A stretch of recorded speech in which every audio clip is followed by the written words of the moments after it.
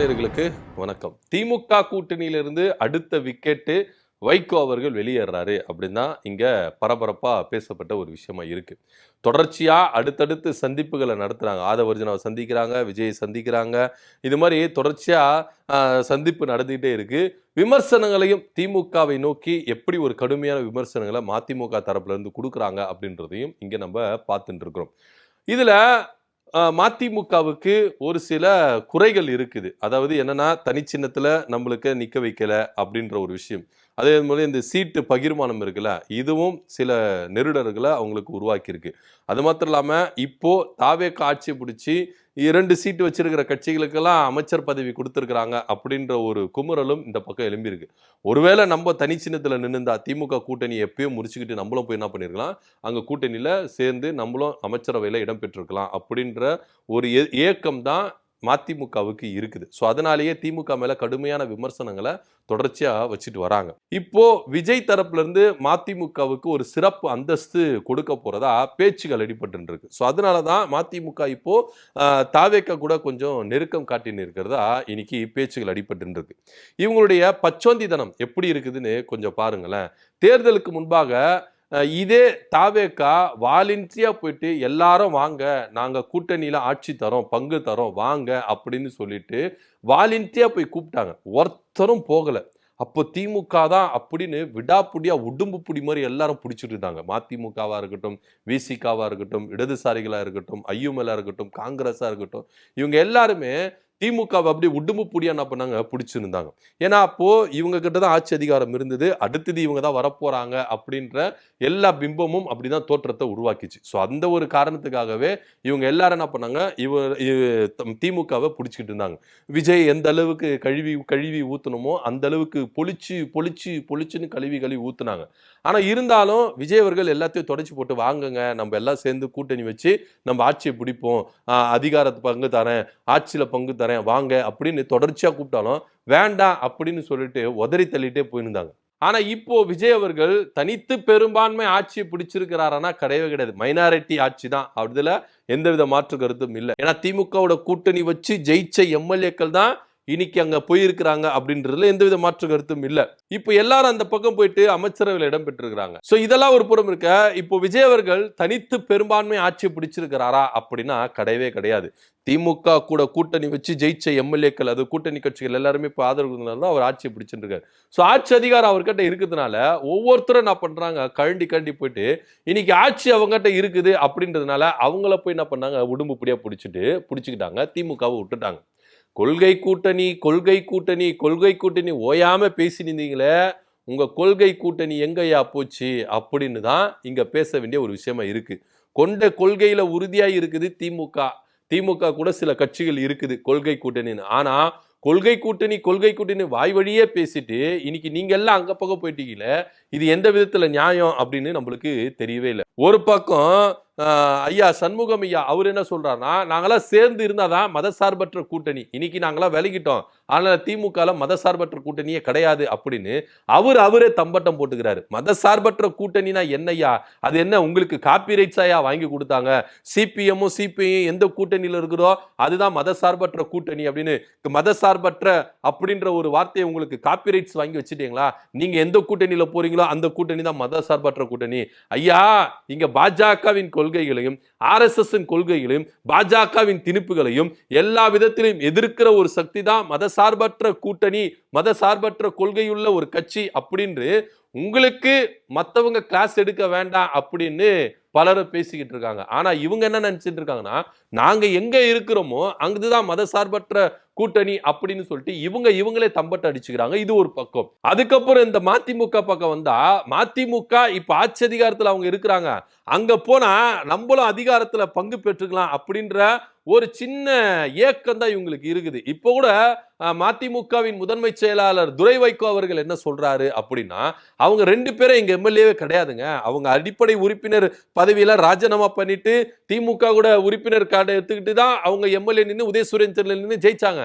ஆனா அவங்க திமுகவின் எம்எல்ஏக்கள் தான். ஆனா கட்சியாளருங்க எங்க ஆளுங்க, அப்படின்னு சொல்றாரு. தேவைப்பட்டா நாங்க ராஜினாமா பண்ணிட்டு என்ன பண்றோம், வந்துருவோம், எங்களுக்கு பிரச்சனையே கிடையாது, 2 தொகுதி ராஜினாமா பண்ணிட்டு திரும்ப தனி சின்னத்துல நின்னு தாவேக்கா கூட கூட்டணி வச்சு ஜெயிப்போம் அப்படின்னு சொல்லிட்டு இவர் சொல்றாரு. ஆனா நமக்கு ஒரு சந்தேகம் என்ன அப்படின்னு பாத்தீங்கன்னா, இப்ப தாவேக்கா கூட கூட்டணி சொன்னா கூட அந்த தொகுதியில இருக்கிற அந்த மக்கள் எல்லாமே விசில் சின்னத்துக்கு தானே ஓட்டு போடுவான். நீங்க கொடுக்கிற தனிச்சின்னத்துக்கா ஓட்டு போடுவாங்க? இதெல்லாம் பிராக்டிகலா யோசிக்க மாட்டீங்களா துரை வைகோ சார் அப்படின்னு பலர் கேள்விகள் கேட்டுட்டு இருக்காங்க. ஏன்னா இப்போ தாவேக்கா 107 இடங்கள்ல ஜெயிச்சது இல்ல. இது எதனால யாரால நினைக்கிறீங்க? அந்த விசில் சின்னத்தினால தான், அந்த அடையாளத்தினால தான். ஏன் வேற சின்னம் கொடுத்திருந்தா எதுவுமே பண்ணிருக்க மாட்டாங்களா? பண்ணிருக்க முடியாது, வந்தே இருக்காது. ஒவ்வொரு தொகுதியிலும் ஒவ்வொரு சின்னத்தை மாறி மாறி கொடுத்திருந்தாங்கன்னா வந்தே இருக்க முடியாது. எல்லா தொகுதிக்கும் அவங்களுக்கு பொது சின்னமான விசில் சின்னத்தை கொடுத்தாங்க. இந்த விசில் சின்னத்தை கொடுத்ததுனாலதான் எல்லாரும் விசில்ல போய் கோத்துனாங்களே கண்டி, மத்தபடி கொடுக்கவே இல்லை.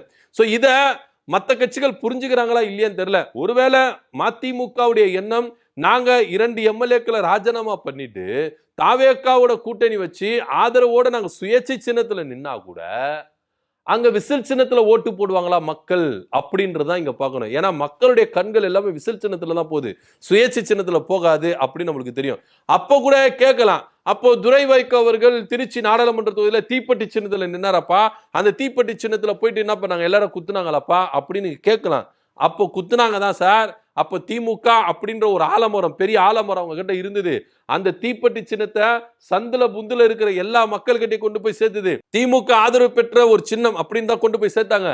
திமுக அப்படின்ற ஒரு ஆலமரம் இருந்ததுனாலதான் உங்களால தீப்பெட்டி சின்னத்துல சுயேட்சையா ஜெயிக்க முடிஞ்சது அப்படின்றத மதிமுக ஒரு காலத்துல மறந்துடக்கூடாது அப்படின்னு தான் பலர் கேள்விகள் வச்சுட்டு இருக்காங்க.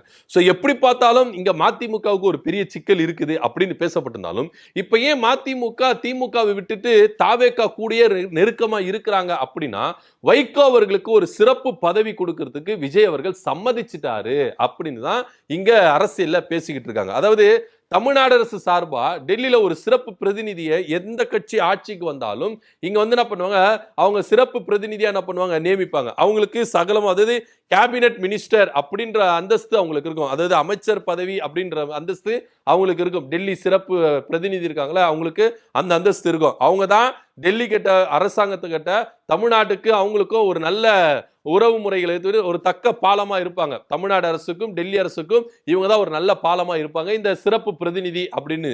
சோ அந்த ஒரு பதவியை விஜய் அவர்கள் வைகோ ஐயா அவர்களுக்கு கொடுக்கிறதுக்கு மனசு ஒத்து வந்துட்டாரு அப்படின்னு இங்க பேசப்படுது. சோ இதெல்லாம் வச்சுதான் வைகோ அவர்களை எப்பவுமே பவர்லயே வச்சிருக்கணும் அப்படின்னு தான் துரை வைகோ அவர்கள் ஆசைப்படுறாரு, மதிமுகவில் இருக்கிறவங்க ஆசைப்படுறாங்க அப்படின்ற ஒரு நோக்கத்துல தான் இன்னைக்கு என்ன பண்றாங்க, தாவேக்கா கூட ரொம்ப நெருங்கி பழகுறாங்க, திமுகவை விட்டுட்டாங்க அப்படின்னு நம்ம பார்க்க வேண்டிய ஒரு விஷயமா இருக்கு.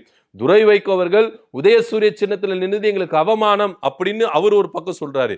இன்னொரு பக்கம் அவைத்தலைவரான அர்ஜுன்ராஜ் என்ன சொல்றாருன்னா, நீங்க பாம்புக்கு என்னதான் நீங்க வந்து பாலை வாத்தாலும் கடைசியில விஷத்தை தான் கக்கும், அது போலதான் திமுக ஒரு நச்சு பாம்பு, விஷத்தை மட்டும் தான் கக்குவாங்க அப்படின்னு காட்டமான பதிலடி கொடுக்குறாங்க. சோ இது எல்லாத்தையுமே வேடிக்கை பார்க்கிற ஒரு இடத்துலதான் வைகோ அவர்கள் இருக்கிறாரு அப்படின்னு நீங்க பார்க்க வேண்டிய ஒரு விஷயமா இருக்கு. ஏன்னா இதே வைகோ அவர்கள் கலைஞர் இறந்த பிறகு தம்பி ஸ்டாலின் அவர்களுக்கு நான் கலைஞர் இடத்துல இருந்து அவ்வளவு பாதுகாப்பு தருவேன், எப்பேற்பட்ட ஒரு நெருக்கடி வந்தாலும் திமுக விட்டு விலக மாட்டேன், ஸ்டாலின் அவர்களுக்கு உறுதுணையா இருப்பேன், அவர் கையை இறுக படிப்பேன் அப்படி இப்படின்னு டயலாக் எல்லாம் விட்டாரு. ஆனா இன்னைக்கு ஆட்சி அதிகாரத்துல பங்கு தரேன் அப்படின்ற ஒரு சுயநல அரசியல்வாதியா இன்னைக்கு பல கட்சிகள் மாறிடுச்சு அப்படின்னு தான் இங்க பார்க்க வேண்டிய ஒரு விஷயமா இருக்கு. ஏன் அப்படின்னு பாத்தீங்கன்னா, இன்னைக்கு மதிமுக திமுகவை எந்த அளவுக்கு தூக்கி கொண்டாடிச்சோ அந்த திமுகவை கைவிட்டுட்டு இன்னைக்கு தாவேக்கா பக்கம் போயிருக்கிறாங்கன்னா ஏன், எதுக்கு அப்படின்ற ஒரு கேள்விதான் இன்னைக்கு திமுக பக்கத்துல இருக்கிற எல்லா நிர்வாகிகளும் கேள்வி கேட்டு இருக்காங்க. ஏன்னா டெல்லி தமிழ்நாடு அரசு சிறப்பு பிரதிநிதி பதவியை வைகோ அவர்களுக்கு கொடுக்கிறதுக்கு தான் இவ்வளோ பிளான்கள் நடந்துட்டு இருக்கு. இது போக நாங்க தாவேக்காவுக்கு ஆதரவு தரும் பட்சத்தில் எதனா இடக்கு முடுக்கா திமுக பண்ணிச்சுன்னா உடனடியா அந்த 2 பதவியை ராஜினாமா பண்ணிட்டு, எம்எல்ஏ பதவி ராஜினாமா பண்ணிட்டு நாங்க இடைத்தேர்தலை சந்திக்கிறதுக்கு தயாரா இருக்கோம். எதுவா இருந்தாலும் 27ஆம் தேதி எங்களுடைய முடிவு கரெக்டா சொல்லிடுவாங்க, அதுக்குள்ள ஒரு யூகம் பண்ணிக்காதீங்க அப்படின்னு சொல்லிட்டு துரை வைகோ அவர்களும் ஃபுல் ஸ்டாப் பண்ணிட்டாரு. ஐயா, நீங்க 27ஆம் தேதி வரைக்கும் நீங்க போக வேண்டாம். உங்களுடைய கட்சி நிர்வாகிகள் நடவடிக்கைகளும் உங்க தலைவர்களுடைய நடவடிக்கைகளும் எல்லாத்தையும் பார்த்தாலே பச்சையா தெரியுது திமுக விட்டுட்டு இவங்க வெளியே போறாங்க அப்படின்னு பச்சையா தெரியுது. ஐயா, இதுக்குன்னு 27ஆம் தேதி வரைக்கும் நீங்க வளர்த்துட்டு போக வேண்டாம், இப்பவே நீங்க முடிவெடுங்க. ஏன் 27ஆம் தேதி வரைக்கும் அப்படின்னா, 27ஆம் தேதிக்குள்ள இவ்வளவு வேலைகள் நடந்து முடிஞ்சாரணும். டெல்லி சிறப்பு பிரதிநிதியா தமிழ்நாடு அரசு சார்பா வைகோ அவர்களை நியமிக்கிறதுக்கு எல்லா பேப்பர் எல்லாமே ரெடி ஆகணும். அது மாத்திரம் இல்லாம வைகோ ஐயா அவர்கள் ஒரு நிகழ்ச்சி ஒன்று வச்சிருக்கிறாரு. அவர் 30 ஆண்டு கால அந்த அரசியல் நாடாளுமன்ற பேச்சு உரை இருக்குல்ல, இந்த உரைகள் எல்லாம் தொகுத்து என்ன பண்ணிருக்காரு, புக்கா போட்டிருக்காரு. இதை வெளியீட்டு விழாவும் வச்சிருக்காரு.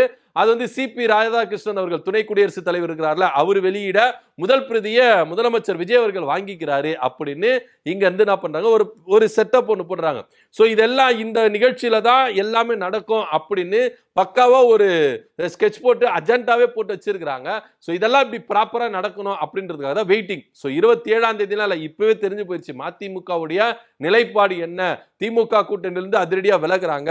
இந்த 2 எம்எல்ஏக்கள் திமுக கொறடா சொல்றபடிதான் செஞ்சாகணும். ஒருவேளை கொறடா சொல்றத மீறி செஞ்சாங்கன்னா தகுதி நீக்கம் அப்படின்னு ஒரு விஷயம் வரும். தகுதி நீக்கம் வந்தா அந்த எம்எல்ஏ தொகுதிக்கு திரும்பவும் என்ன பண்ணும், எலெக்ஷன் வைக்கணும். சோ பல சட்ட சிக்கல்கள் இருக்கு. அது மாத்திரம் இல்லாம அந்த எம்எல்ஏக்கள் மேல கடுமையான சட்டங்கள் பாயும். பயங்கரமான விஷயம் இருக்கு. ஒன்னு திமுக சொல்ற மாதிரி அவங்க பக்கம் வந்துடணும், இல்லையா மதிமுக பக்கம் ராஜினாமா பண்ணிட்டு மதிமுக போயிடணும். இந்த 2 நிர்வாகிகள் எடுக்க போற நிலைமை என்ன அப்படின்னு தான் இங்க பார்க்க வேண்டிய ஒரு விஷயமா இருக்கு. இதனிடையில தான் வைகோ அவர்கள் இந்த அளவுக்கு விஜய் கூட நெருக்கமா இருக்கிறதுக்கும் மதிமுக தாவேகா கூட இந்த அளவுக்கு நெருக்கமா இருக்கிறதுக்கு ஒரே காரணம், டெல்லியில தமிழ்நாடு அரசின் சிறப்பு பிரதிநிதி பதவி வைகோ அவர்களுக்கு கொடுக்க போறதா இங்க விஜய் அவர்கள் ஒத்துக்கிறதுக்கு முன் வந்துட்டாரு. அதனுடைய நீட்சியா தான் இவ்வளவு விஷயங்கள் நடக்குது அப்படின்னு அரசியல் வட்டாரத்துல பேசிக்கிறாங்க. இதை பத்தியோட கருத்து என்ன அப்படி கீழே கமெண்ட் பண்ணுங்க. நன்றி, வணக்கம்.